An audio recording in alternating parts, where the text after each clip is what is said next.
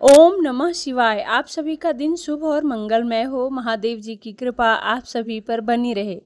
आज सुनिए सावन मास महात्म्य में आगे का वृतांत। महादेव जी देवी पार्वती से कहते हैं कि हे देवी पार्वती, पूर्व काल की बात है, उत्तम व्रत का पालन करने वाले महर्षि गौतम भृगु कच्छ से प्रभास क्षेत्र में आए। वे परम पवित्र उत्तरायण में श्री सोमनाथ जी का दर्शन करने की इच्छा से वहां पधारे थे।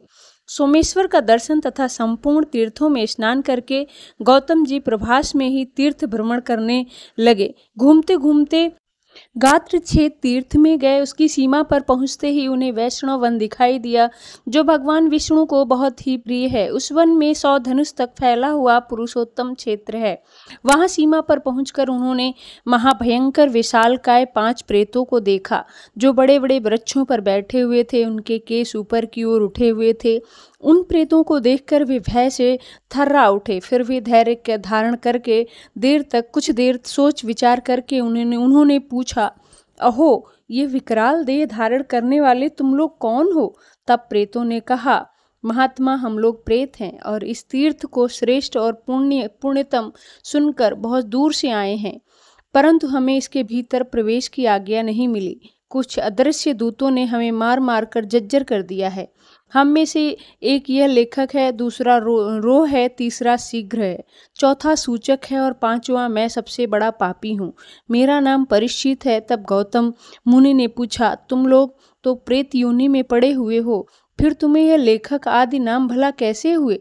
गौतम मुनि का प्रश्न सुनकर प्रेत बोले, इसके पास कोई ब्राह्मण याचना करने आता है, तब यह पृथ्वी पर कुछ लिखने लगता है, उसे हाँ या ना कुछ भी उत्तर नहीं देता, इसलिए यह लेखक नाम से सूचित हुआ।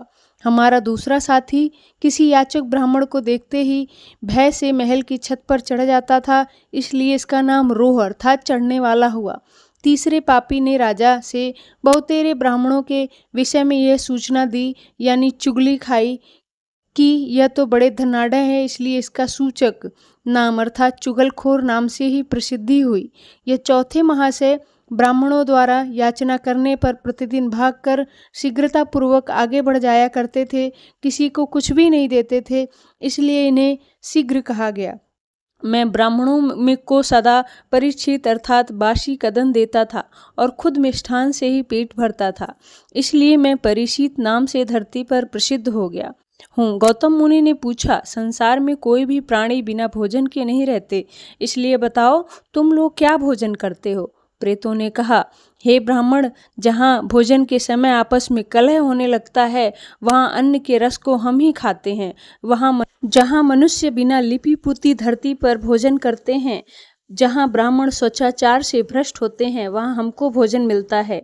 और जो पैर धोए बिना खाता है, जो दक्षिण की ओर मुंह करके भोजन करता है, अथवा जो सिर में वस्त्र लपेट कर भोजन करता है, उस अन्न को सदा प्रेत ही खाते हैं। जहाँ रजस्वला स्त्री, चांडाल और सूअर श्राद्ध के अन्न पर दृष्टि डाल देते हैं, वह अन्न हम प्रेतों का ही भोजन होता है। और जिस घर में सदा जूठन पड़ा रहे, निरंतर कलह होता रहे और बलि वैश्वदेव न किया हो, वहाँ हम प्रेत लोग ही भोजन किया करते हैं। अब ब्राह्मण ने पूछा, कैसे घरों में तुम्हारा प्रवेश नहीं होता? यह बात तुम सच सच मुझे बताओ। प्रेत बोले, हे मुनिवर, जिस घर में बलि वैश्य देव होने से धुएं की बत्ती उठती दिखाई देती है, उसमें हमारा प्रवेश कभी नहीं होता। घर में सवेरे सवेरे चौका लग जाता है तथा वेद मंत्रों की ध्वनि होती रहती है, वहाँ भी किसी भी वस्तु पर हमारा अधिकार नहीं होता। गौतम मुनि ने फिर पूछा, किस कर्म के परिणाम से मनुष्य प्रेत भाव को प्राप्त हो जाता है, यह भी बताइए। तब प्रेत कहने लगे, जो धरोहर हड़प लेते हैं, झूठे मुंह यात्रा करते हैं और गौओं और ब्राह्मणों की हत्या करते हैं, वे ही प्रेत योनि को प्राप्त होते हैं। जो दूसरों की चुगली खाने में लगे रहते हैं, झूठी गवाही देते हैं और न्याय के पक्ष में कभी नहीं रहते, वे मरने पर प्रेत बनते हैं। जो सूर्य की ओर मुंह करके थूक, खनन, खखन और मल मूत्र त्याग करते हैं, वे प्रेत शरीर प्राप्त करके दीर्घ काल तक उसी स्थिति में पड़े रहते हैं। गायों, ब्राह्मणों तथा रोगियों को जब कुछ दिया जाता है, उस समय जो ना देने की सलाह देते हैं वे भी प्रेत ही बनते हैं। और अगर शूद्र का अन्न पेट में रहते हुए ब्राह्मण की मृत्यु हो जाए, तब वह अत्यंत भयंकर प्रेत बन जाता है। विप्र भर में अमावस्या तिथि में मदनम होकर हल में 3 बैलों को जोतता है, वह मनुष्य होता है हो जो विश्वासघाती हो, ब्रह्मा हत्या, स्त्री वध करने वाला, गोघाती, गुरुघाती और पितृ हत्या करने वाला भी मनुष्य प्रेत योनि ही प्राप्त होता है। जिसके लिए 16 एक को दिष्ट नहीं किए जाते हैं, उसको भी प्रेत योनि ही प्राप्त होती है। अब गौतम मुनि ने पूछा, फिर किस कर्म के परिणाम से मनुष्य प्रेत योनि में नहीं पड़ता, यह सब भी मुझे बताओ। तब प्रेत कहने लगे, जो तीर्थ यात्रा में तत्पर, देव पूजा परायण तथा सदा ब्राह्मण भक्त रहता है, वह प्रेत कभी नहीं बनता। जो प्रतिदिन शास्त्र सुनता, नित्य पंडितों की सेवा करता और वृद्ध पुरुषों से अपना संदेश पूछता, वह प्रेत नहीं होता। जो पवित्र गया तीर्थ में जाकर श्राद्ध करता है, उसके वंश में कोई प्रेत नहीं होता। इसलिए हम बड़ी दूर से यहाँ शीघ्रता पूर्वक आए हैं, किंतु इस पुण्य क्षेत्र में प्रवेश ही नहीं कर पाए। इस प्रेत शरीर से हमारा मन खिन्न हो गया है, इसलिए हे महाभाग्य पूर्वक हम लोगों के आश्रय बन जाइए। गौतम मुनि ने पूछा, अच्छा बताइए, तुम सभी का उद्धार किस प्रकार होगा। तो प्रेत कहने लगे, प्रभु आप वैष्णव क्षेत्र में जाकर हमारे नाम और गोत्र का उच्चारण कर दीजिए, इसी से हमारी मुक्ति हो जाएगी। सुनकर गौतम मुनि ने वैष्णव क्षेत्र में जाकर उन सभी के लिए पृथक पृथक श्राद्ध किया, जिसका श्राद्ध करते थे उसको उस रात्रि में स्वप्न में आकर वही प्रेत दर्शन देता और कहता, हे विप्र, आपकी कृपा से मैं प्रेत योनि से मुक्त हो गया, आपका कल्याण हो, अब मैं जाता हूँ, मेरे लिए विमान उपस्थित हुआ है। ऐसा कहकर प्रत्येक प्रेत चल देता। इस प्रकार उन्होंने चारों प्रेतों का उद्धार किया तथा 5वें दिन उन्होंने परिचित के लिए अर्थात बासी भोजन खिलाने वाले के लिए विधि पूर्वक श्राद्ध किया। इसके बाद रात को स्वप्न में उन्हें परिचित दिखाई दिया, जो लंबी लंबी सांसें खींचता हुआ बड़ी दंतापूर्ण वाणी बोल रहा था, हे विप्र, मुझ भाग्यहीन पापी का तो उद्धार ही नहीं हुआ। मेरे द्वारा यही सबसे बड़ा पाप हुआ कि मैंने धन बढ़ाया। अब गौतम मुनि ने पूछा, प्रेत तुम्हारा उद्धार अब किस प्रकार होगा, तुम ही शीघ्र बताओ। परीक्षित कहने लगा, हे ब्राह्मण, आप मेरा पुनः श्राद्ध कीजिए। उसके ऐसा कहने पर गौतम मुनि ने उसके लिए उत्तरायण में फिर श्राद्ध किया। इसके बाद रात को स्वप्न में आकर उसने दर्शन दिया और कहा, विप्र, मैं आपकी कृपा से प्रेत योनि से छूट गया हूँ, आपका कल्याण हो। अब मैं जा रहा हूँ, मुझे देवदत्त प्राप्त हुआ, इसलिए मुझे वर देने की शक्ति आ गई है, इसलिए मुझसे कोई शुभ वर ग्रहण कीजिए। क्योंकि ब्रह्मा हत्यारे, शराबी, चोर तथा व्रत भंग करने वाले पुरुषों के लिए साधु पुरुषों ने प्रायश्चित बताया है, किंतु कृतज्ञ के लिए कोई भी प्रायश्चित नहीं बतलाया गया है। प्रेत की बात सुनकर गौतम मुनि कहने लगे, अगर तुम मुझे वर देने में समर्थ हो तो जिस स्थान में मैंने तुम सब प्रेतों को देखा है वहां मैं आश्रम बनाकर तपस्या करूंगा। वहां जो भी मनुष्य भक्ति पूर्वक स्नान और देवताओं का तर्पण करके पितृ के उद्देश्य से विधिवत श्राद्ध करे, वह आपके प्रसाद से कभी भी प्रेत योनि में ना जाए और उसके वंश में भी कोई प्रेत ना हो। गौतम मुनि का आग्रह सुनकर परीक्षित कहने लगा, हे विप्र, आप वहां जाकर आश्रम बनाओ, इससे आपको उत्तम सिद्धि प्राप्त होगी। जो भी मनुष्य भक्ति श्रद्धा से यहाँ श्राद्ध करेंगे वे पितरों सहित विमान में बैठकर स्वर्ग को जाएंगे, उनमें से कोई भी प्रेत नहीं होगा। स्थिर बुद्धि वाले विद्वानों ने मैत्री को 7 पद वाली बताया है। आपका यह पवित्र आश्रम सभी पापों का नाशक और समस्त दुखों का निवारक होगा और यह स्थान मेरे नाम पर प्रेत तीर्थ कहलाए। तब तथास्तु कहकर गौतम जी वहां से चले गए। इसके बाद वेदोसक्त मार्ग से उन्होंने सब कार्य संपन्न किया। महादेव जी देवी पार्वती से कहते हैं, हे पार्वती, इंद्रेश्वर जी से उत्तर दिशा में समस्त पापों का नाश करने वाले नरकेश्वर देव विराजमान हैं। प्राचीन काल की बात है, भूतल में विख्यात मथुरा नाम की नगरी में देवशर्मा नामक एक विद्वान ब्राह्मण रहा करता था, जो अगस्त गोत्र में उत्पन्न तथा दरिद्रता से पीड़ित था। उस नगर में उसी रूप और अवस्था से युक्त एक दूसरा भी वेदज ब्राह्मण था, जो उसी गोत्र में उत्पन्न हुआ था। नाम भी उसका वही था। किसी समय यमराज ने अपने दूत से कहा कि तुम मथुरापुरी जाओ और देवशर्मा को लाओ। अब दूत गया और नाम की समानता यानी एक जैसा नाम होने से उस दरिद्र पीड़ित देवशर्मा को वह ले आया। उसे देखकर यमराज ने कहा, विप्र आप शीघ्र ही लौट जाइए, दूत का नाम की समानता से तुम्हें लेकर आ गया। अब ब्राह्मण कहने लगा, भगवान मैं तो घर नहीं लौटूंगा, जीवन भर की दरिद्रता से मैं वहां भी तंग आ गया था। अब जो शेष आयु है उसे यहाँ आपके पास ही बिता दूंगा। यमराज जी बोले, ब्राह्मण यहाँ कोई भी असमय नहीं आता और समय पूरा होने पर कोई पृथ्वी पर क्षण भर भी जीवित नहीं रहता। पृथ्वी पर ना कोई मेरा मित्र है ना ही शत्रु है। अगर उसका समय पूरा नहीं हुआ है तो सैकड़ों बाणों के घायल होने पर भी मनुष्य की मृत्यु नहीं होती और आयु पूरी हो जाने पर कुशाग्र अर्थात घास के तिनके से बंधने पर भी वह जीवित नहीं रहता।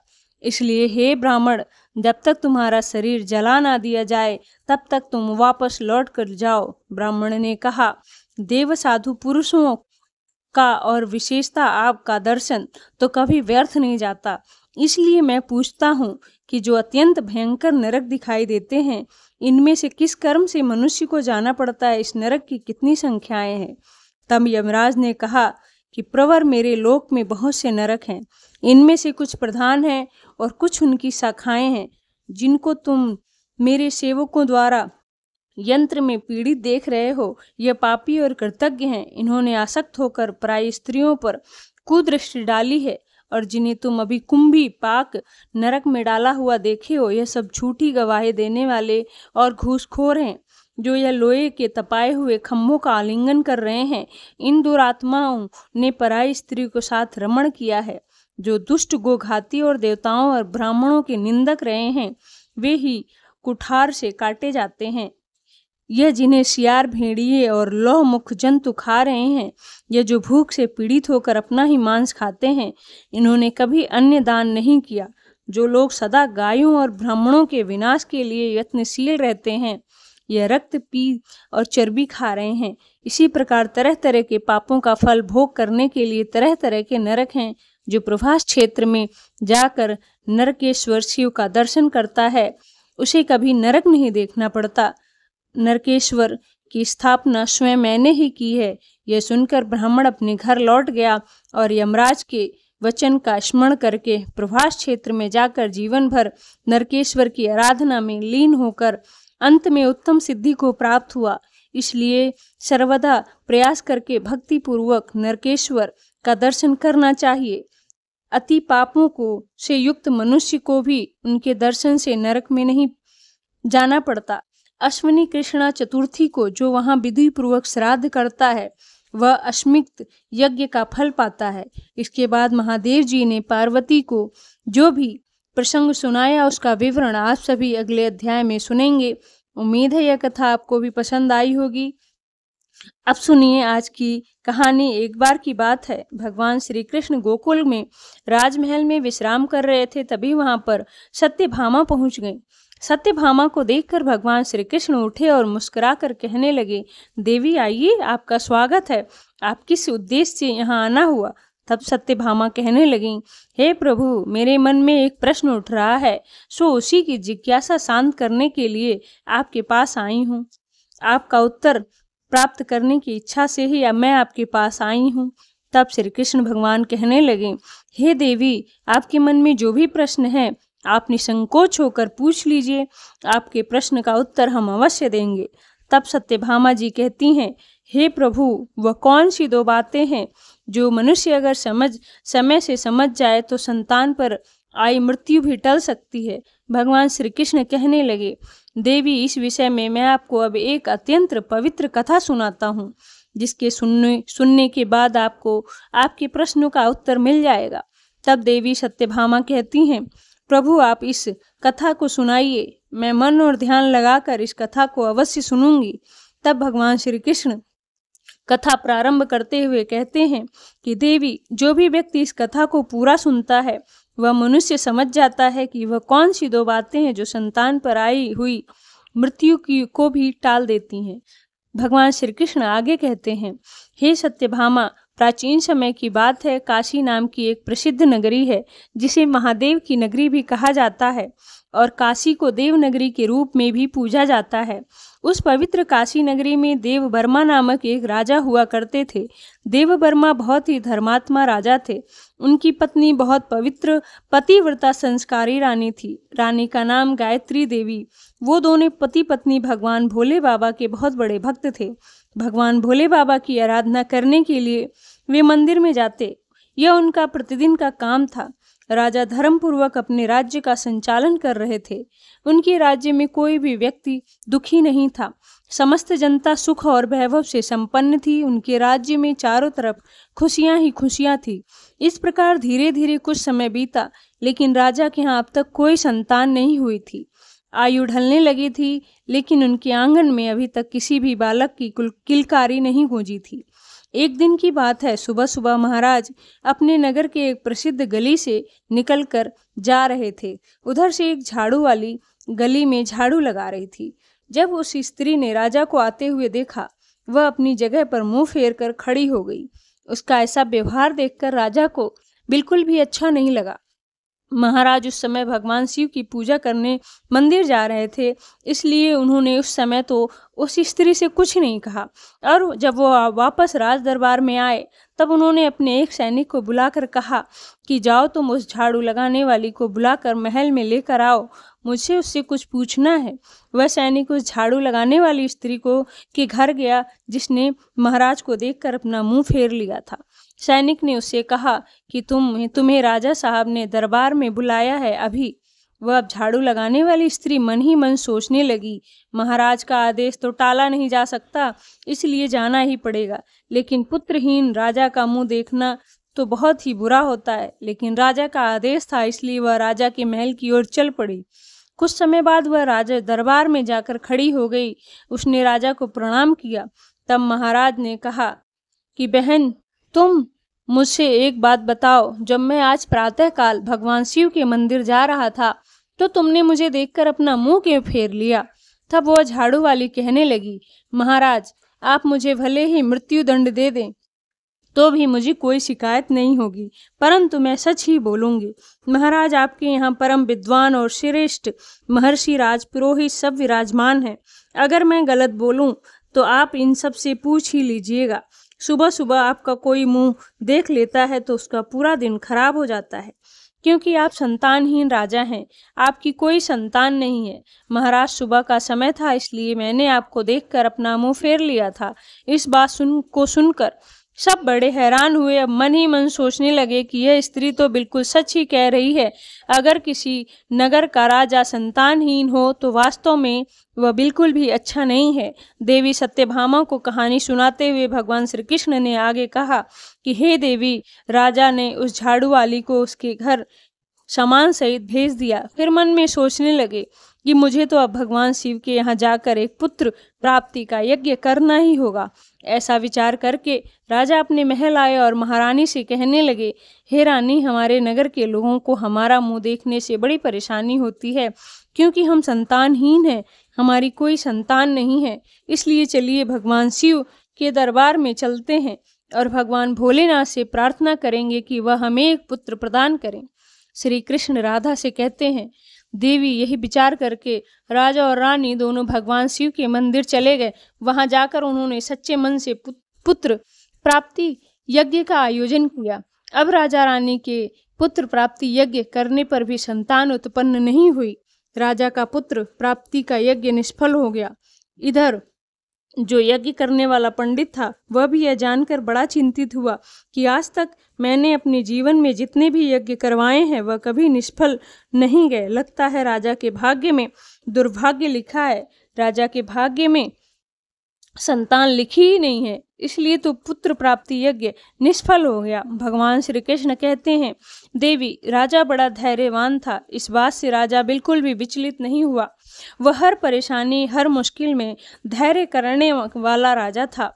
उसने अपने मंत्री से कहा, मंत्री जी, अब आप मेरी अनुपस्थिति में राज्य का संचालन करो, मेरी प्रजा का ध्यान रखो, मैं भगवान शिव की आराधना करूंगा। ऐसा मन में निश्चय करके भगवान शिव के मंदिर में बैठकर अब दिन रात उनकी तपस्या करने लगा। इधर धीरे धीरे तपस्या करते हुए राजा को 1 साल बीत गया। भगवान शिव भी सोचने लगे, मुझे तो अब इस भक्त के पास जाना ही चाहिए। अगर कोई भक्त भगवान शिव को पुकारे और भगवान उसकी पुकार ना सुने, ऐसा भला कैसे संभव था। तब भगवान शिव कुछ समय बाद नंदी के साथ राजा के सामने प्रकट हुए और कहने लगे, हे राजन, मैं तुमसे अति प्रसन्न हूँ, वरदान मांगो, तुम मुझसे क्या वरदान चाहते हो। राजा कहने लगा, प्रभु आप तो अंतर्यामी हैं, आप सबके मन की जानते हैं। प्रभु आप जानते ही हैं कि बिना पुत्र के मेरा समस्त कुल सूना है, आप मुझे बस एक पुत्र का आशीर्वाद दीजिए। राजा की बात सुनकर भगवान शिव बोले, हे राजन, वैसे तो तुम्हारे भाग्य में 7 जन्मों तक कोई संतान नहीं है, लेकिन तुमने मेरी आराधना की है, इसलिए मैं तुम्हें एक पुत्र प्रदान कर रहा हूँ। लेकिन ध्यान रखना, उस पुत्र की आयु मात्र 25 वर्ष होगी। 25 वर्ष तक वह पुत्र तुम्हें पुत्र सुख देकर पुनः अपने स्थान लौट जाएगा। राजा ने सोचा, चलो 25 वर्ष ही सही, कम से कम संतानहीन होने का कलंक तो मिट जाएगा।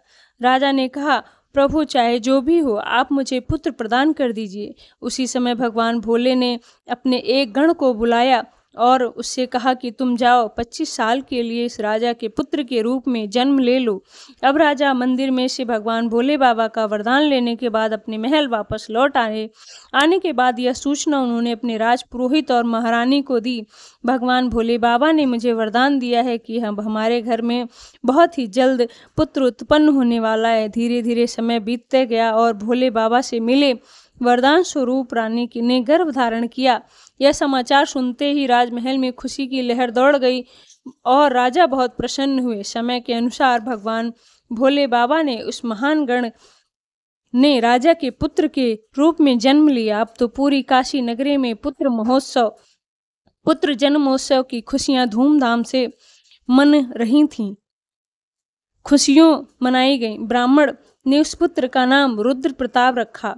धीरे धीरे रुद्र प्रताप बड़ा होने लगा। राजकुमार रुद्र प्रताप अपने पिता की तरह बहुत ही धर्मात्मा और ईश्वर भक्त थे। राजकुमार बड़ी तेजी से बड़े होने लगे। धीरे धीरे समय बीतता गया। इस बात से राजा बहुत प्रसन्न रहते थे क्योंकि उनके घर में एक पुत्र जो आ गया था। पुत्र के लाड प्यार और लालन पालन में राजा को इस बात भूल गए कि उनके पुत्र की आयु केवल 25 वर्ष है। जब राजकुमार 15 वर्ष के हुए तब उन्हीं दिनों की बात है, एक दूसरे नगर का राजा था। उसकी एक पुत्री थी जिसका नाम वैदेही था। वैदेही रूप में अप्सराओं की तरह सुंदर थी। वह एक बहुत ही सुंदर कन्या थी और वह कन्या खूब दान धर्म किया करती थी। बचपन से ही उसे अपने माता पिता द्वारा धर्म कर्म करने के संस्कार प्राप्त किए थे।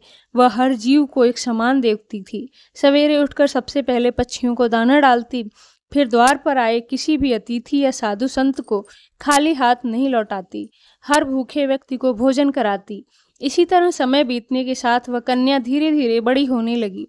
महाराज तेजसेन ने जब राजा देववर्मा के पुत्र रुद्र प्रताप के बारे में सुना कि महाराज देववर्मा एक बड़ा धर्मात्मा तथा तेजस्वी पुत्र है, तब ऐसा विचार करके राजा तेज सिंह अपनी कन्या का रिश्ता देववर्मा के पास भिजवा देते हैं।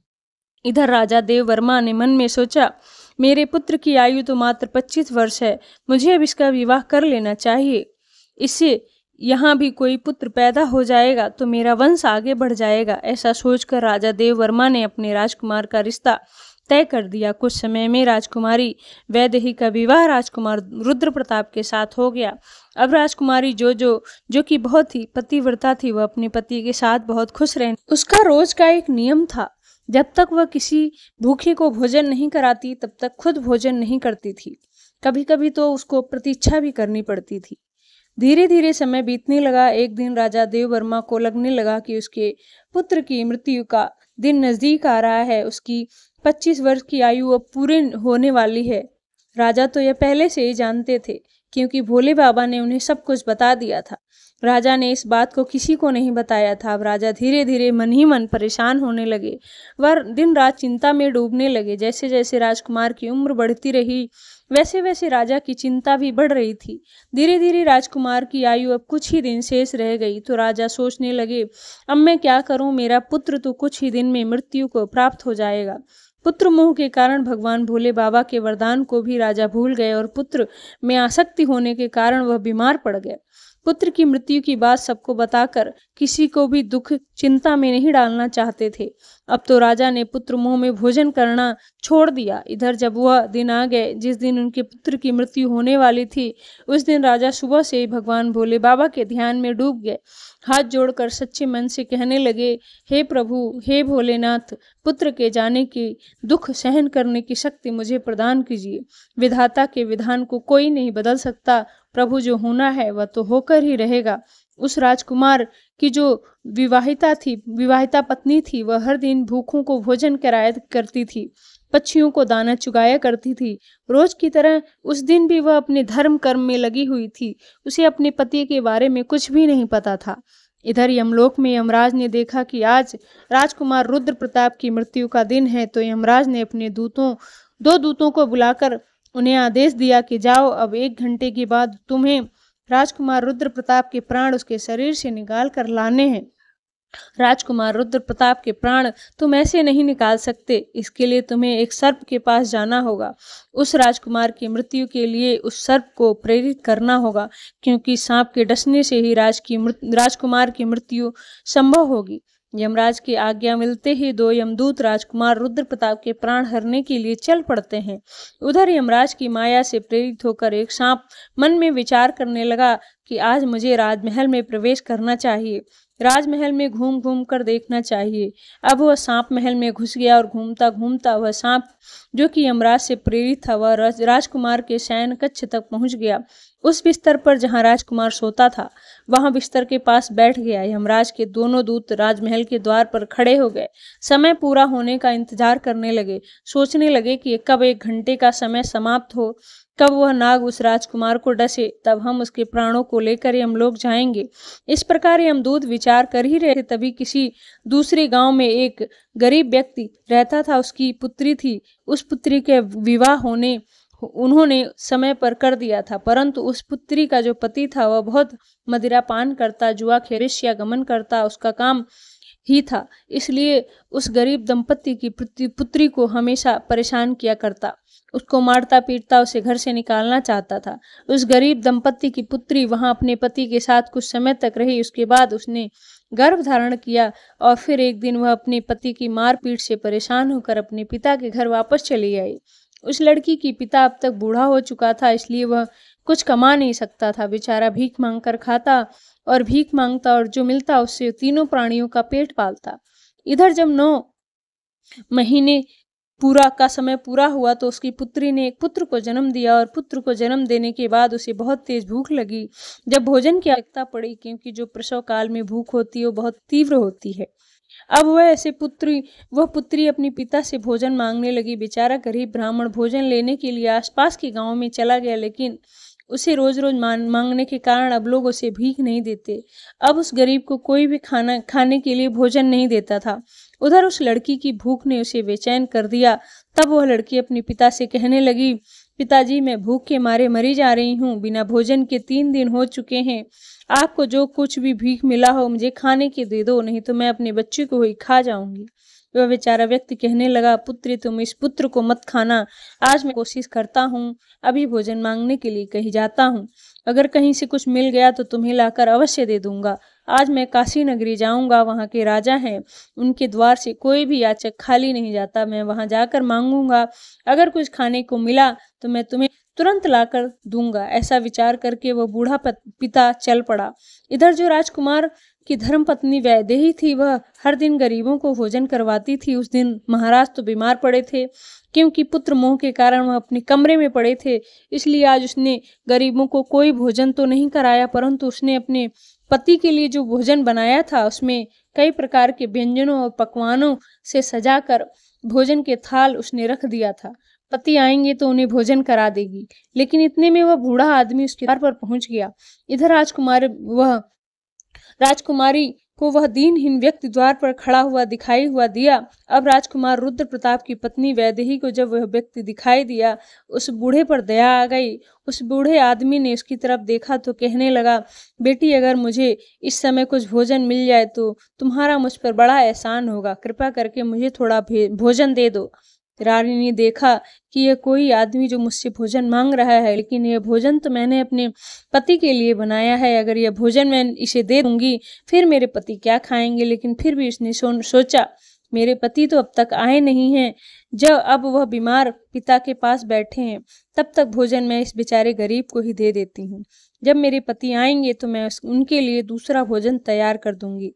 ऐसा मन में सोचकर राजकुमारी जो भोजन अपने पति के लिए बना कर रखा था, उस स्वादिष्ट भोजन से सजी हुई वह थाल उसने गरीब बूढ़े आदमी को दे दी। बूढ़ा आदमी प्रसन्न होकर उस थाल को लेकर चला गया। बड़ी तेजी से चलता हुआ भोजन लेकर अपने घर गया, क्योंकि उसकी पुत्री 3 दिनों से भूखी थी। और उधर क्या क्या हुआ कि राजा का जो पुत्र था वह अपने पिता की देखभाल करने के बाद, उनको वैद्य को दिखाने के बाद राजा के कक्ष से निकलकर अपने कक्ष की ओर जाने लगा। इधर वह सांप राजकुमार के बिस्तर पर उसको डसने के लिए बैठा हुआ था। द्वार पर 2 यमदूत खड़े थे। उधर उस वृद्ध ने वह भोजन ले जाकर अपनी भूखी पुत्री को दिया। भगवान श्री कृष्ण कहते हैं कि हे देवी, आप यह ध्यान रखें कि किसी भी विपत्ति को टालने के लिए आपको एक संकेत मात्र मिलता है। अगर आप उस समय रहते उस संकेत को पहचान गए, तो उस संकेत को समझ गए, तो बड़ी से बड़ी विपत्ति भी टाली जा सकती है। अब राजकुमार अपने कक्ष में जाने के लिए जैसे ही सीढ़ियों पर पैर रखा तो उसे छींक आ गई। उसका निर्धारित समय बस कुछ ही क्षणों का पूरा होने वाला था। यमदूत बड़े उतावले हो रहे थे। 1 घंटे का समय पूरा होने वाला है, बस कुछ क्षण ही शेष बचे हैं। साथ ही उधर वह नाग गुस्से में बैठा हुआ था और राजकुमार के आने का इंतजार कर रहा था।